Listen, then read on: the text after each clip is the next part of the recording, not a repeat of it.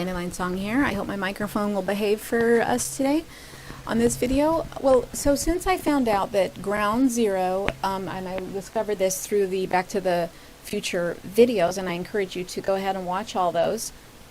If you're tired of the intros and the outros, just click through. I need to leave those for the new people. Plus, they're kind of fun. It's like when I used to watch Star Trek, I did not want anybody to click through the intro. It was like part of the ceremony for me. So I don't know how you feel. Well, anyway, so since I found out that ground zero equals 1016 or 107 in the Jewish Gematria, and then it also equals 143 in the simple and 158 in the English. 1016 also equals Leonardo da Vinci, and it also equals President Barack Hussein Obama, Delaware, Psalm 119 spelled out, and the mouth of Egypt.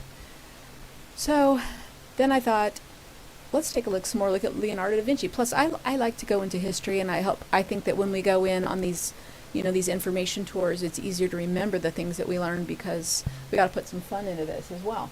So I found this self-portrait of him, and also we know that he is aware of writing forwards and backwards. He is aware of transformer codes. I have only brought you one Mayan transformer code video, and it's called Lord Pakal. It has Lord Pakal in the headline, and it has to do with the Lord Pakal drawing that I found in Philadelphia of what I believe is their depiction of the Holy Child right there. Transformer. So you might not be familiar with transformer codes, and I wasn't either, and I was just amazed that the Mayan did this effortlessly. So I guess it's not too far of a reach to say that Leonardo would have done transformer codes, and I have for sure found transformer codes in this very self-portrait right here. And I'm not going to say that I'm the only one who's found it. I haven't searched around to find other people, so maybe somebody else has done this, but I haven't searched around. I just got the idea to do this, and the way I did this, well, in case you have an editing thing like this, is I put this in, then I resized it 300 or 400%, and that makes the computer almost turn it into a higher quality image. It still does JPEG, but it makes it so you can zoom in better. Then this is already done. I would do it for you, except for I already did it. But then I copy it again, make another image, flip that image. This image is flipped left to right. Some images I flip top to bottom. This one's flipped left to right, and then you just put it over on the second layer. So let me show you the layers here. That's the first one. That's the correct orientation, and this is the second one.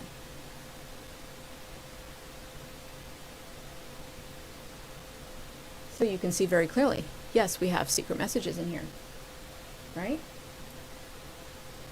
So that's what I wanted to show you. While you're looking at that, I just want to talk a little bit more about the 107 numbers, because if ground zero is 101.1016, that's both a 101 gateway number, which is CERN. 101 is among its representations is CERN. Another one of its reputations, I believe, is Jupiter, although I have some problems with that. It could actually be Vishnu. The Vishnu / Jupiter that's in San Francisco has the 101 next to it. I believe that Jupiter is supposed to equal 101. I think that the Gematria counter now doesn't list it that way, and now I'm uncertain about that. Well, Osiris is also, I believe, supposed to equal 101, but they teach us a misspelling. We have a misspelled version of Osiris. If you spell it with the R-U-S, it does equal 101. The height of the Eiffel Tower man in Paris is 101. If you haven't seen my video on that, please look that up. Hardly anybody knows about that. Like, really, nobody, except for the insiders, and then you and me. So 101.1016 is very interesting. So that equals Leonardo. Well, also ground zero. Now, if you just, it also equals Supreme Court. I want to, while you're looking at this image, I'm looking at my notes to tell you what else, so I can give you the best background on this. So if you take it in as a 107, and that would also be within the Colel rule, but also you add the 1/6 to the 7, it equals Quetzalcoatl. So then we have a whole nother major deity tie-in, and the cosmic wormhole type of idea. Now, Leonardo worked for some people in Italy, and I showed you the coat of arms when he made a map for these people, and it's unbelievable how he could make a map without flying. Well, maybe he did fly. Maybe that part's just left out. Well, so he made a very exact map somehow of this city in Italy, and I brought that to you in my video about Back to the Future that has JFK in the title. It's the longer one. Most of them are short, and it's the longer one. It's pretty recent. And anyway, the people that he worked for, they have a coat of arms that has that Alfa Romeo giant snake with a human coming in or out of his mouth. Most people take that as it's going in the mouth. And I can understand that. Maybe it is. Maybe it's coming out. If it's coming out of the mouth, what we're talking about is the Star of Ra wormhole. And we have a lot of other ancient artwork that points to the Star of Ra as being a wormhole. Star of Ra is the idea that is, it's the target symbol. It's the circumpunct with the point in the middle. I showed you that in the Dallas video. It's the target. Okay, target. It's also the ship of Ra landed on the Sphinx and looked just like a peacock. It's the NBC symbol, and you often see the NBC symbol in animation where they overlay it to like a sunrise, and that sun is Ra, and that's actually a Ra sign, and that's actually his ship, the ship that lands on the back of the Sphinx. And you can see that video on the Wayne Herschel channel. He has 2 really great videos about the ship of Ra landing on the back of the Sphinx. That's the NBC symbol. So Ra may definitely have a connection to Quetzalcoatl, because they both came through the wormhole. They could be the same person, or they could be an incarnation of the same person. So just leave that open to you. Well, anyway, so Quetzalcoatl has the 107 numbers that match Ground Zero and Leonardo. I want to just talk about the other 107s. Marty McFly has a 107 number. Now, Marty McFly, I believe, is a character that was created by Robert Zemeckis, the director, to portray himself. He himself has foresight of things that are going to happen. He himself, I believe, is a time traveler or precog or something like that. He has a lot of very interesting numbers in his name, which may or may not be his true name.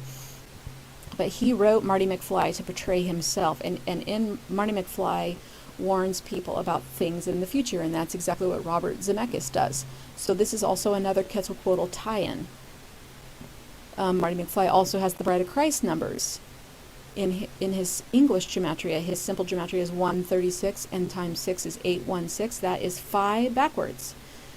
And that's also the Georgia Guidestones number, and the Dylan Stormroof's timestamp number.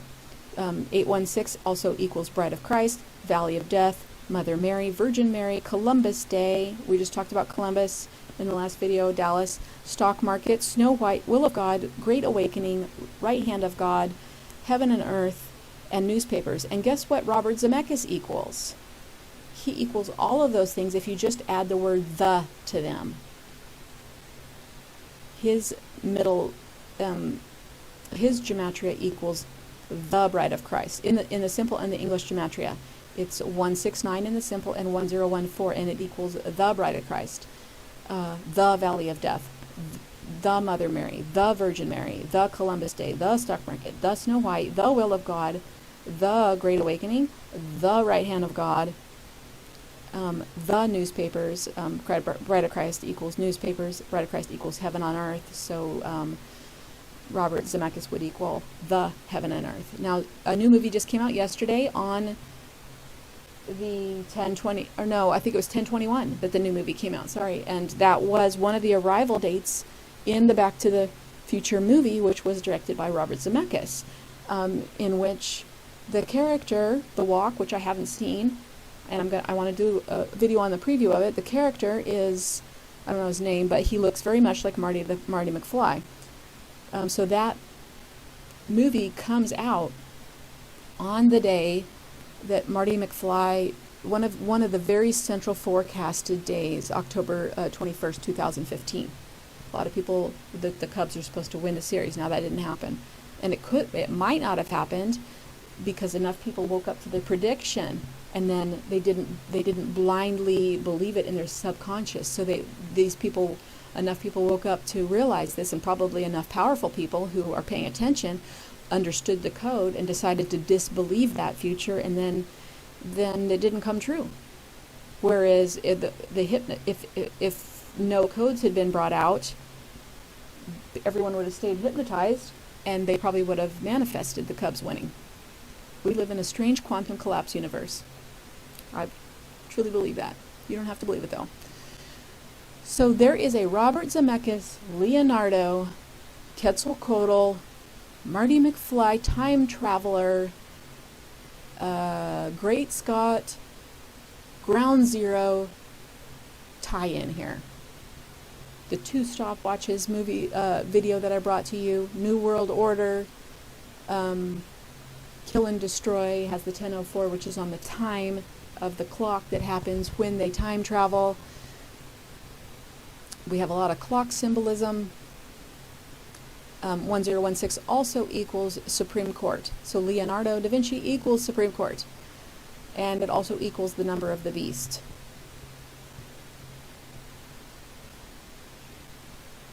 This also ties into JFK.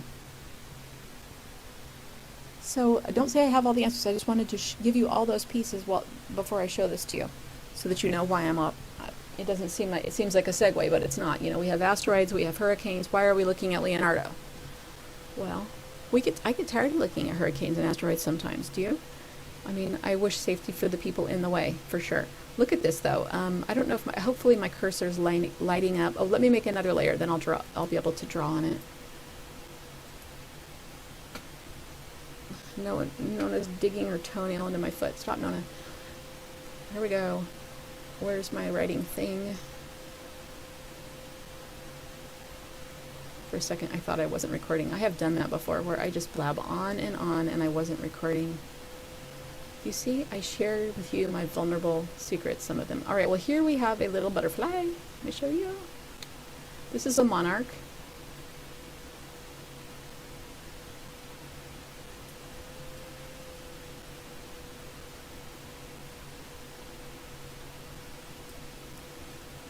Here we have I don't know, what do you think? I think this could be like a little rocket ship. And there was a very nice person, I don't want to call you out in case you don't want to be called out, who sent me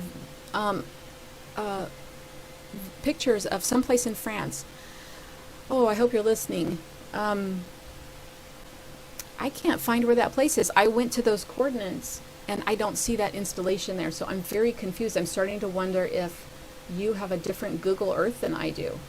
Wouldn't that be weird? I mean, it would make sense because this is America, so everything is going to be hidden from us. We have all the different Time magazine. Oh no, I'm making a mess of this. We have all the different Time magazine covers, so why would they give us the real Google Earth, you know? Oh, here's what I wanted to show you. Hopefully I didn't mess it up already. Let me go back.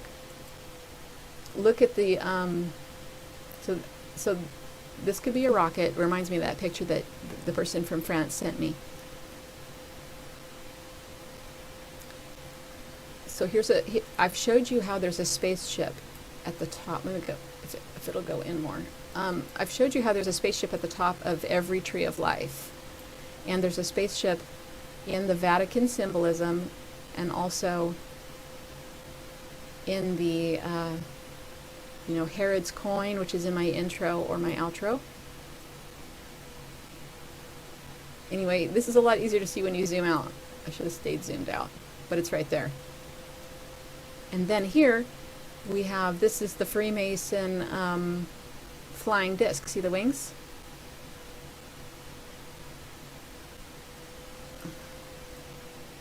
I should time-lapse this, except for I won't be able to comment over it. Oops, I missed the line there. But you see the line, right? There's a building in my city that I drive by that has giant flying discs and with snakes all over the outside of it. Then there's, see the crown?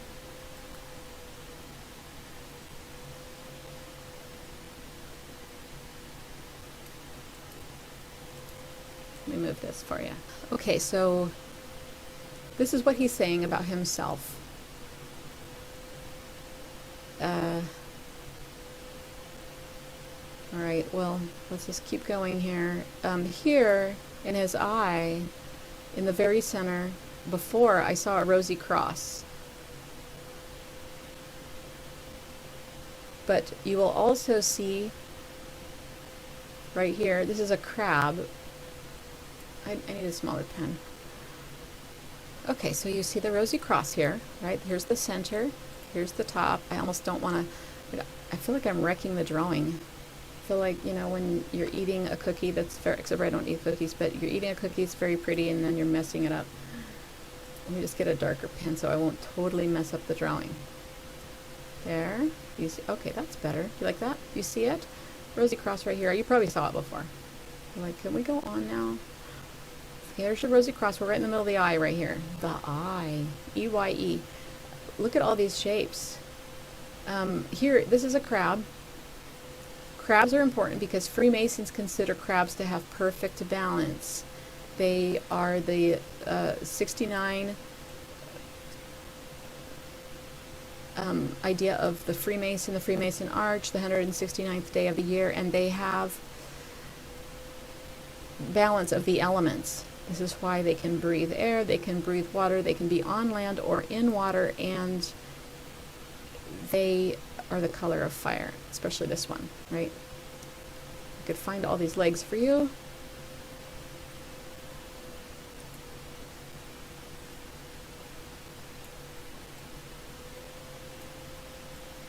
So,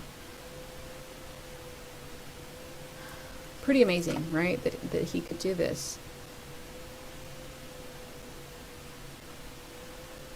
Let's back out. Up here, I want to say this is like a scarab, actually. Do you see this face right here? Let me get a really light white. Or maybe, no, here's what I'll do. I'll get a beige. Okay, there's the beige. I'll just make it a little lighter. Do you guys see this? Hopefully it'll let me draw it. Oh yeah, here we go. Okay, so it has a torque. Oh no, just, okay, maybe a little darker. Let's go darker. Sorry if this is taking forever. Okay, please draw. Sorry, here, I'm going to stop it and try to figure this problem out. Okay, better now, I hope. Yes. So this is the neck. This is the, I think this is a pharaoh type of thing. This is the, I'm going to say that's the beard, possibly, or something like this. There's a neck piece, a torque here. A torque is a type of jewelry that is not only controlling and binding, but also symbolic of the crescent, which is an exoplanet. It is not the moon. Sorry about my wiggling hand here. That's not a precise drawing, but you get the idea. Then we have this.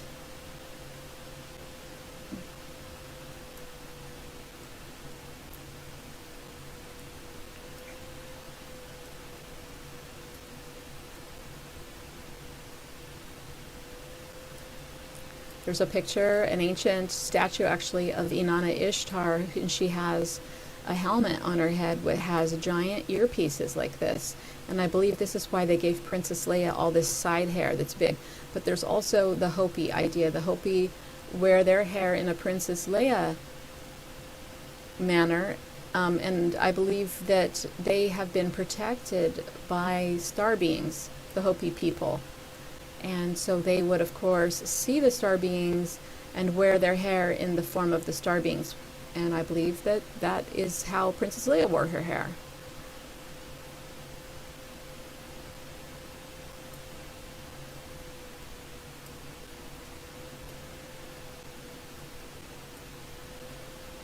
You like that?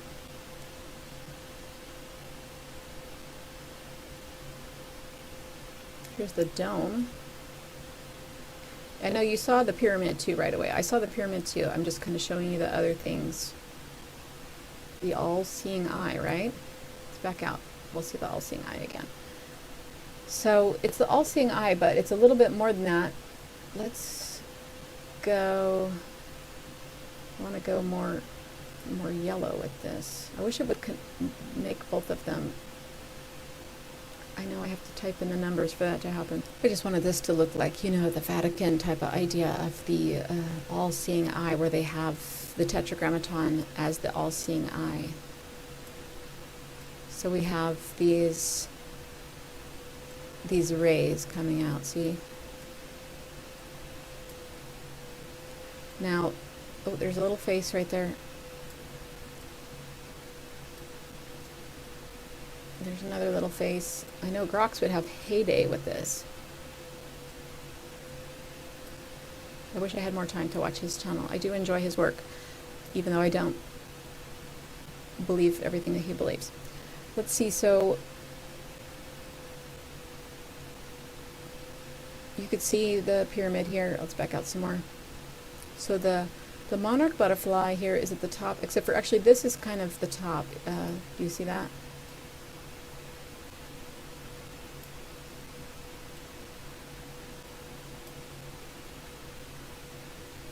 We do have our as above, so below, except for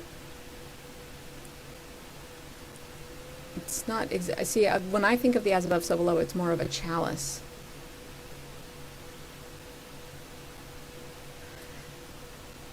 So this, for me, this would be the top part of the chalice.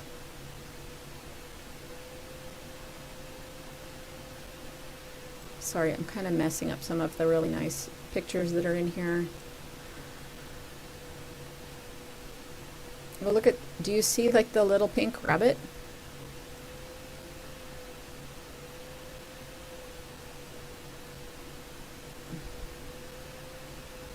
Maybe that's why they did Mickey Mouse, but it's not. They took Mickey Mouse from the Toltec bat god. So if this was the upper chalice, or the upper part of the chalice, what it would symbolize would be the Trinity of Suns.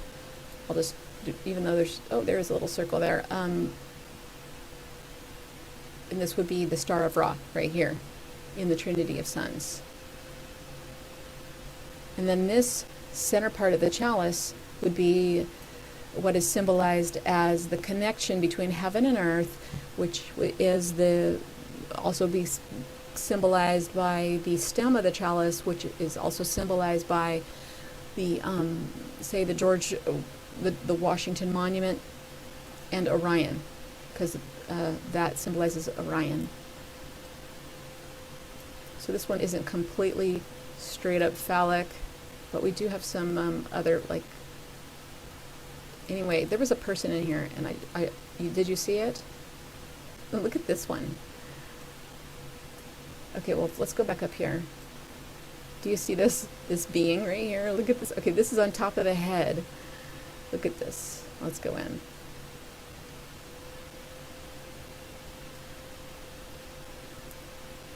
This is a head ornament. The being's right here. See the eyes? I just feel like I need to start at the top. Oh, sorry about the slip. Okay. Maybe it has the Eiffel Tower on its head. You know, you just never know. But for some reason, Eiffel Tower comes to mind.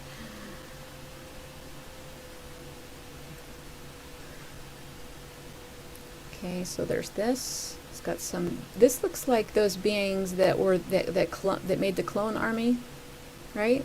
They were very tall and white and had this exact type of face in Star Wars.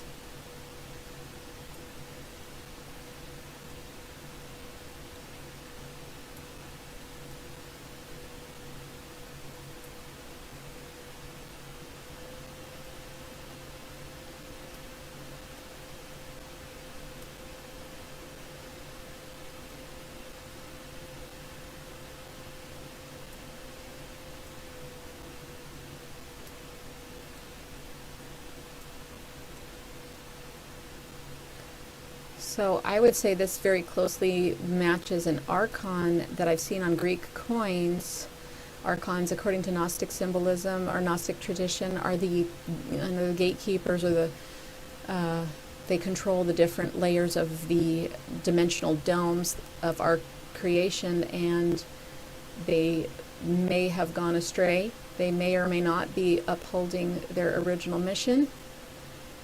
I don't, but we were supposed to have an interaction here between dark and light. So if they are playing the dark, if they are Team Dark, then I'm sure they have been sanctioned to be Team Dark. Because if you think of Creator God as all powerful, then if we have a Team Dark, then the Team Dark is allowed to live, right? They're allowed to be there. Otherwise, we wouldn't really have a game, would we? So the Archons would play both the roles. They would be these magnificent angels, but they would also be like the referees of the game. You know, they're like, well, sorry, you're out.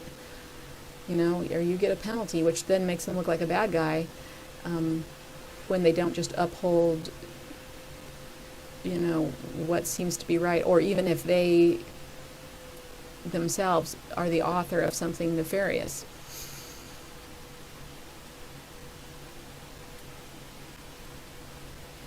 That's the idea of the Archon. I'm not Gnostic. All right. I think I was Gnostic, though, in another lifetime, and I think I was Cathar, and I think I was also a really extreme yogi Indian type of person. Look at, there's two lions right here. Do you see them?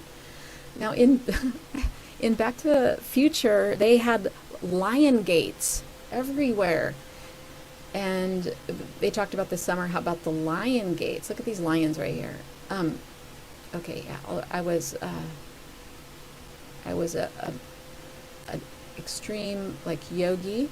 Look at the lion here. Because I actually think that if we back out and look at Leonardo's whole face, there's a giant lion on it. See the lion?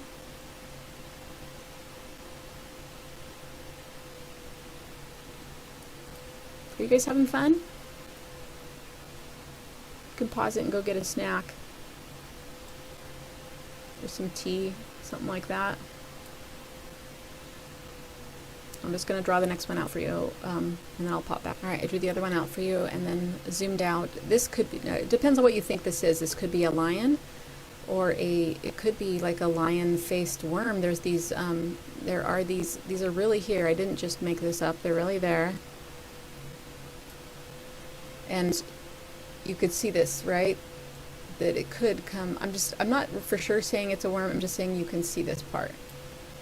Or maybe a lionfish.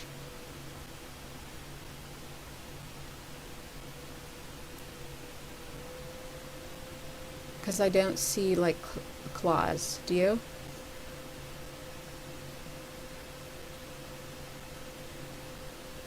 Okay, I'll pause it and do the other one. Okay, so to show you the major lion that's here, the big lion, this is it's looking right at you. This is its right eye, and this is its left eye. So you'd have to take your hand and kind of blot out the center eye. Close one of your eyes and hold your fingers up right now at the screen and blot out the center eye.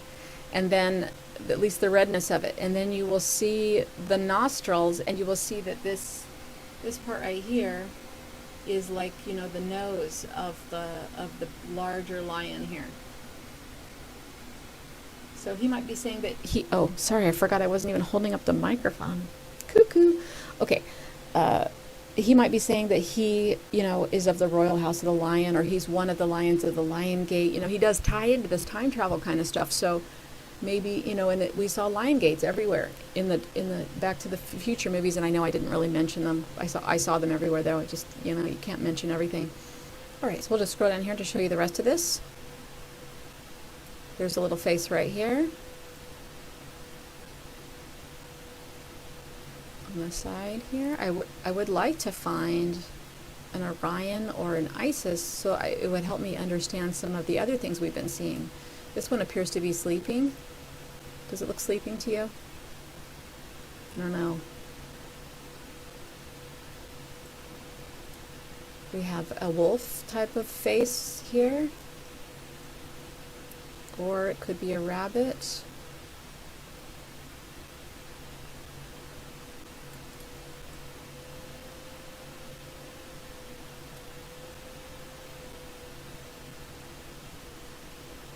There's more animal type of, you know, and you know that in our ancient artwork, we have a lot of people, you know, that are part animal, part humanoid.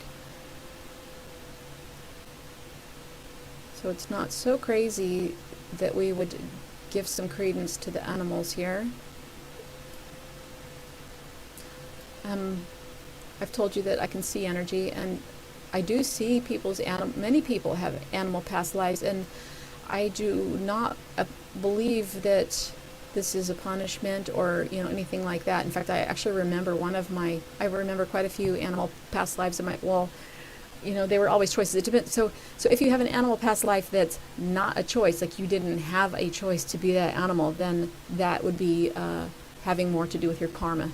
If you chose to be that animal, then that would be your free choice. So I basically time shared a brontosaurus body once, and that means that, you know, I was the brontosaurus for a while, and then somebody else came in and time shared it so that we could all share the experience of being the brontosaurus. I have the memory of that air, how rich and wonderful and that air was at the time, and just eating leaves and being very large.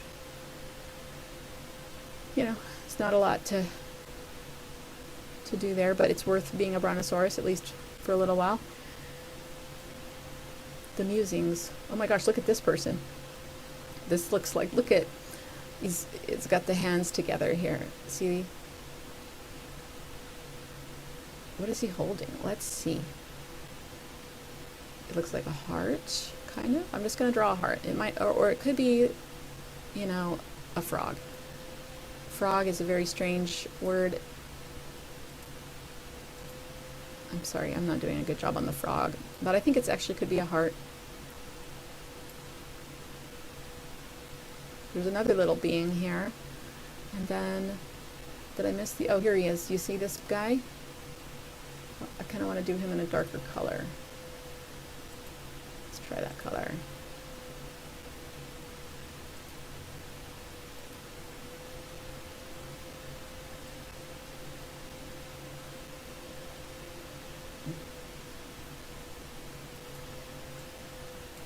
Sometimes I think you can see him better before I draw him out.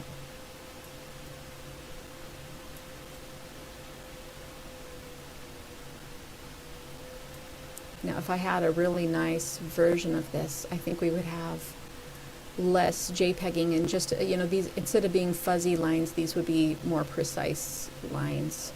I don't think this is straight JPEGing. I think the JPEGing just broadens out what the shadows that were there. I also don't, I think that Da Vinci did put his center eye central on purpose, but I don't think that, and he did also play to the center. He played to the symmetry, of course, but I don't know if he intended every single one of these images.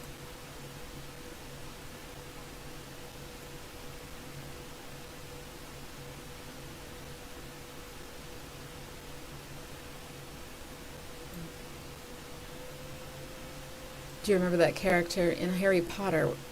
He's the one who accidentally taught Lord Voldemort about the Horcrux, and I can't remember his name. He can turn into a chair, and his saying was Merlin's beard.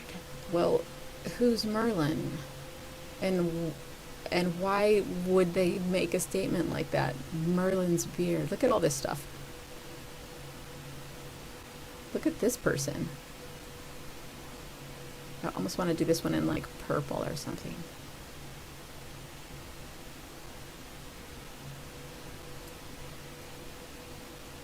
Would this be Ra?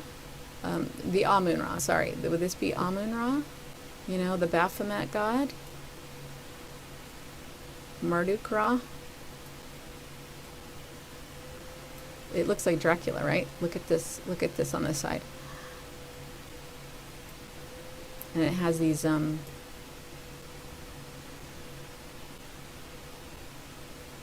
just the neck plates. What's that? Oh gosh, this could also be some, oh, I know you want to say who this is. Go ahead and say it in the comments. I know he doesn't have a heart on his head, but oh, sorry, Binks. The Binks guy looks a little like him, but it also looks like that Star Trek race that has neck fins, kind of. All right, well, let's go on to something else. I just thanks for hanging out with me. I hope you enjoyed this. I hope you're having a good day. Talk to you soon. Thanks for being here. Thanks for watching. Thanks for commenting. Thanks for hanging out with me. Love you. Bye-bye.